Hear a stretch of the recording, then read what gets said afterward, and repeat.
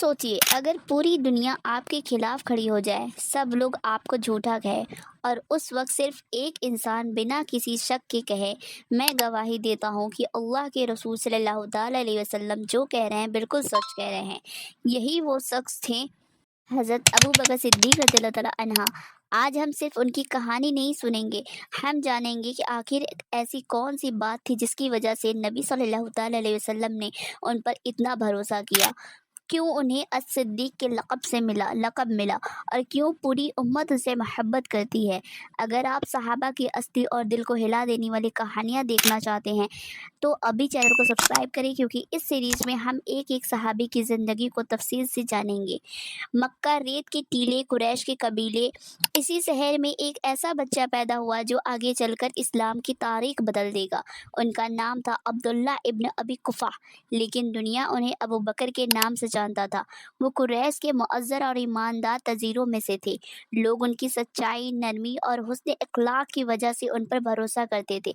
कभी शराब के करीब नहीं आए, कभी झूठ को अपनी ज़िंदगी का हिस्सा नहीं बनाया। यही उनकी फितरत थी।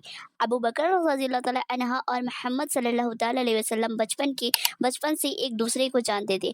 उन्होंने कभी नबी सल्लल्लाहु ताला अलैहि वसल्लम को झूठ बोलते हुए नहीं देखा। जब नबी सल्लल्लाहु ताला अलैहि वसल्लम ने इस्लाम की दावत दी तो हज़रत अबू बकर रज़ियल्लाहु ताला अन्हा ने किसी दलील या मौज़ी का इंतज़ार नहीं किया, उन्होंने फ़ौरन इस्लाम कबूल कर लिया। ये उनका यकीन की बुलंदी थी।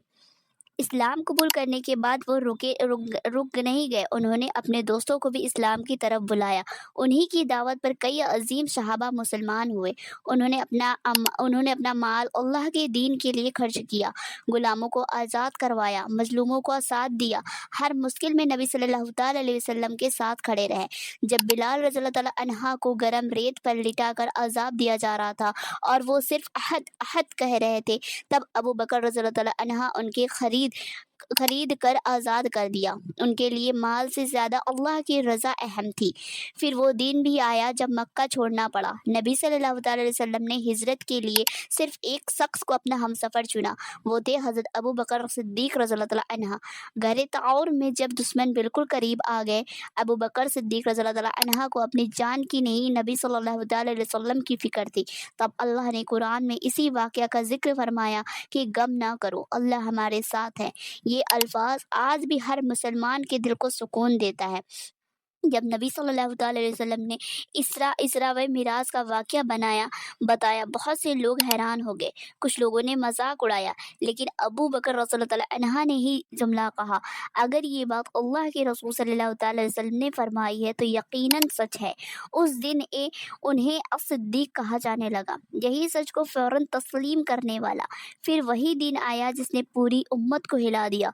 रसूल सल्लल्लाहु ताला अलैहि वसल्लम को विसाल हो गया। लोग सदमे में थे, कुछ यकीन ही नहीं कर पा रहे थे। तब अबू बकर सिद्दीक़ रज़ियल्लाहु ताला अन्हा खड़े हुए और फरमाया, जो मोहम्मद सल्लल्लाहु ताला अलैहि वसल्लम की इबादत करता था वो जान ले कि मोहम्मद सल्लल्लाहु ताला अलैहि वसल्लम का इंतकाल हो चुका है, और जो अल्लाह की इबादत करता है तो अल्लाह हमेशा ज़िंदा है। इस एक खुतबे ने पूरी उम्मत को संभाल लिया। इसके बाद हज़रत अबू बकर सिद्दीक़ रज़ियल्लाहु ताला अन्हा पहले खलीफा बने।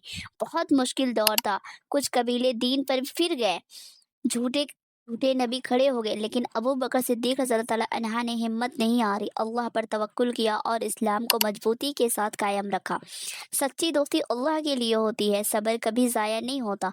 माल अल्लाह की राह में खर्च करना सबसे बड़ी तिजारत है, और जब अल्लाह और उसके रसूल सल्लल्लाहु ताला अलैहि वसल्लम की बात आ जाए तो शक की जगह यकीन होना चाहिए।